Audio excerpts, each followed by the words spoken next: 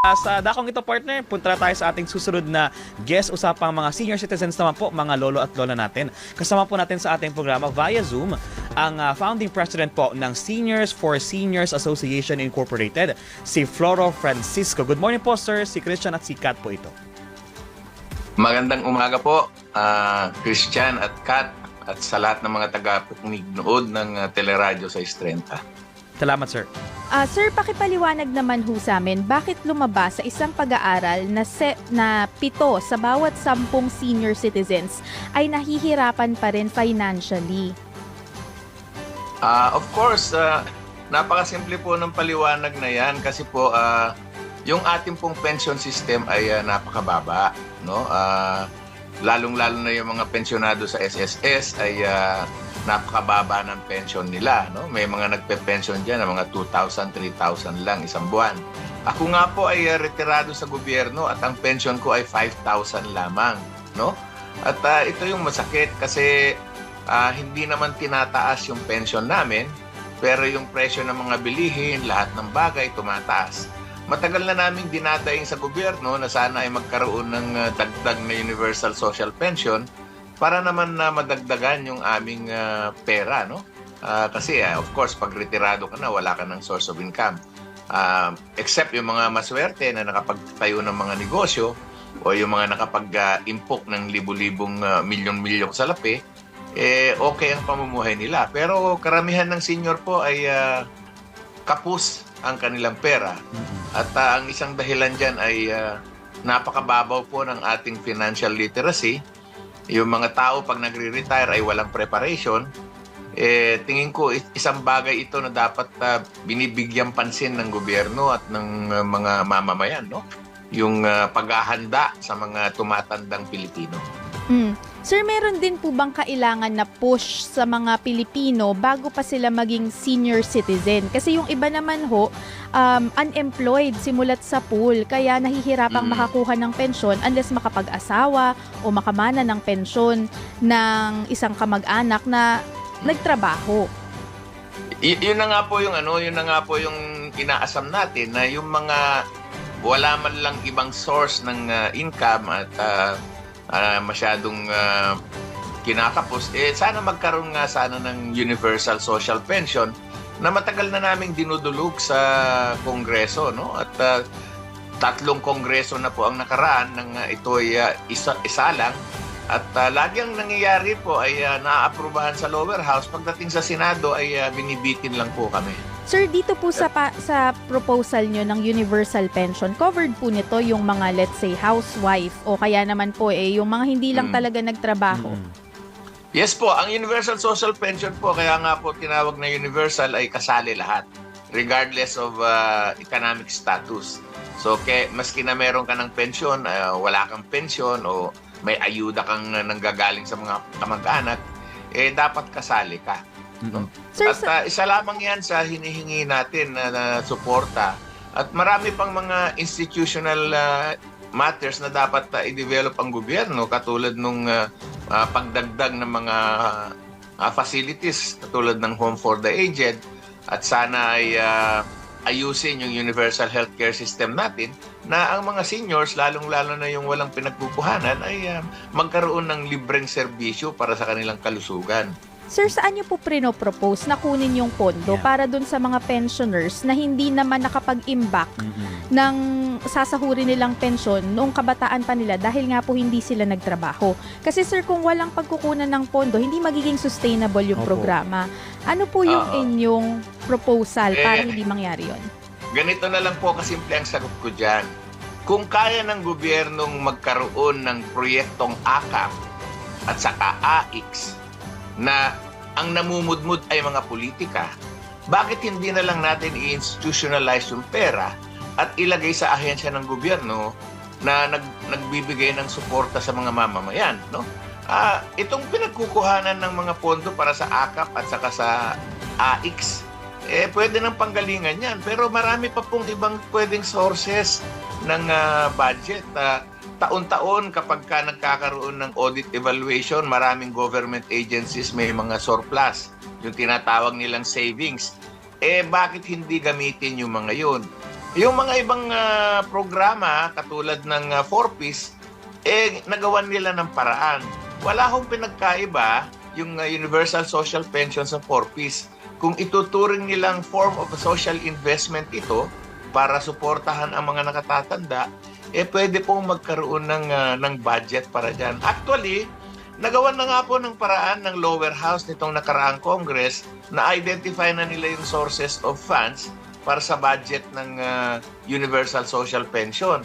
Unfortunately, bininbin po ito ng Senado at hindi po ito inaksyonan, lalong-lalo na yung kanilang chairman ng Committee on Justice and Social Development. No? Binitin po nila at hindi po nila binigyan ng pansin at noong May 2024 pa po na ilabas ng lower house yung batas, sa Senado po hindi po nila inaksyonan.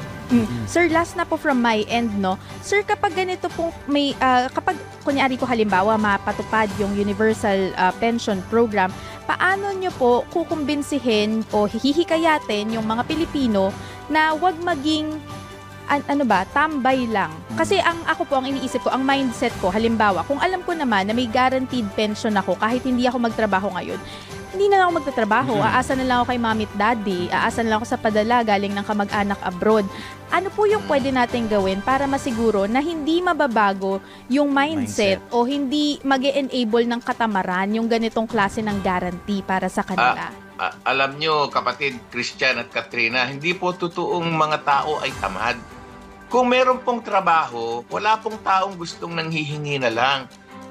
Kakulangan po yan ng gobyerno. They should generate jobs for people. Kailangan natin ng maging maayos ang ating ekonomiya para magkaroon ng trabaho ang mga mamamayang Pilipino.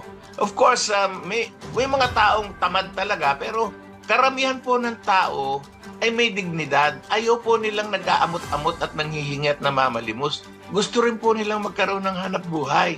Ang problema po ng gobyerno natin at ang ating ekonomiya ay hindi po nagkakapag-generate ng maayos na employment generation program. Puro datos lang ang pinagyayabang natin pero wala natin nakikita, tapos nagmamayabang tayo. Magiging middle income country na tayo. Paano natin pagyayabang middle income country tayo? Wala nang trabaho ang mga raming Pilipino. Hindi po totoong tamad ang mga Pilipino. Naghahanap sila ng trabaho, wala lang silang makuhang trabaho. Partner, ang nakakalungkot sa nabanggit ni Sir Floro kanina, siya ay retirado sa gobyerno pero 5,000 piso yung kanyang pensyon. Yung iba, di ba, ang iniisip nila kapag ikaw ay retirado ng gobyerno, malaki-laki ang pensyon. Yes. Di ba, sabi nila? Yes, kasi may nagkwento sa akin, partner, tsaka Sir Floro, no? Yung kapag daw nagbayad ka ng 15 years sa GSIS, ang pension mo daw is yung last salary mo. So kung kunyari, yung huling posisyon mo sa gobyerno, ang salary yan nga po ang problema kasi yung mga naunang nagretiro before na magkaroon ng rationalization plan yung gobyerno, medyo okay yung kanilang pensyon. Pero yung mga naunang nag-retire, mababa po ang pensyon nila. Kasi etong retirement program natin dapat ay inaayos yan at itinataas yung benepisyo ng mga senior citizens at mga retirado at mga pensionado. Mas kawawa po yung mga SSS pensioner kasi mas mababa pa ang kanilang tinatanggap. Kailangan po ay tinataasan din ang level ng pension. Kasi sa mga ibang countries, katulad ng mga welfare societies ng Scandinavia, mga halos 80% ng dati nilang sweldo ang kanilang natatanggap. At ito po ay taon-taon nire-revisa at taon-taon ay kung kailangan dagdagan ay nadadagdagan. Yung sa atin po nakapako eh. So, paano makakahabol ang mga retirado sa mga gastusin kung hindi naman tumataas ang kanilang pensyon at wala naman silang ibang sources of income? Alam mo po, sa totoo lang, sa aking pag-a-analysis, kaya po maraming nangungurakot sa gobyerno, maraming nagkukurap kasi po gusto nilang mag-ipon. Gusto nilang mag-ipon ng kanilang tinatawag na parachute. Nagnanakaw sila kasi yung ating estado ay hindi sila aalagaan sa pagtanda nila. Isa po yan sa tunay na dahilan kung bakit matindi ang korupsyon, maging private man o government. Maraming nagnanakaw dahil gusto nilang magkaroon ng seguridad sa kanilang pagtanda. Kung ayusin natin yung ating pension system, wari ko mababawasan ng pagnanakaw. Lalong-lalo na dun sa mga hindi naman gahaman katulad ng mga ibang lahi dyan na sobra-sobra na ang kinukurakot sa gobyerno. Opo. Sir, anong plano po ng inyong grupo para talagang matuloy po yung inyong iminumungkahi na universal pension? Plano po ba din yung lumapit sa Malacanang, magbagay lang ng letter or sa ating pong kongreso para talagang maipush bilang sabi po ninyo, okay siya sa lower house pero pagdating po sa Senado, doon lang na po nagkakaproblema? Lahat na po ng sinabi nyo ay ginawa na. Sinulatan na po namin si Presidente Marcos na gawing priority bill sana yung bagay na yan. Lumapit na rin po kami nitong early this year at late last year. Lumapit na po kami sa Senado. Nag-prayer rally pa nga po kami doon. Nakaharap na po namin si Senate President Escudero. Ang totoo po niyan, ang may ayaw po ay si Senator Amy Marcos. Siya po ang chairperson ng committee na yun na dapat naghanda niyan. Ang pangako po sa amin bago mag-eleksyon, bago mag-recess, nag-recess na po. Sana bago magpalit ng bagong kongreso, bigyan nila ng atensyon. Kasi kung hindi, babalik na naman, back to zero na naman kami. Mangangampanya na naman kami sa Senado, sa Kongreso para magkaroon na naman ng refiling ng bill na yan na makailang beses nang nai-refile yan at ilang beses na yan na-approve sa lower house.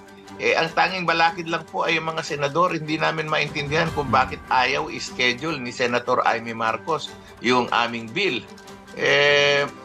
Nakakaawa po ang mga seniors at para bang baliwala kami. Nabibigyan nga nila ng pansin yung citizenship ng isang Chino na hindi naman Pilipino. Kami mga senior citizen ng mga Pilipino na naglingkod naman kami sa bayan. Hindi kami binibigyan ng pansin.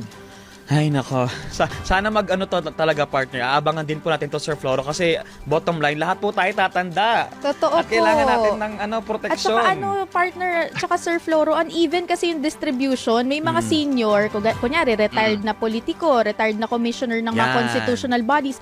Ang lalaki ng pension na yan pero sa kabilang Yes po. dako Yes ng po. walang Yes, halos po. Sa mga ibang countries po, hindi po ganyan.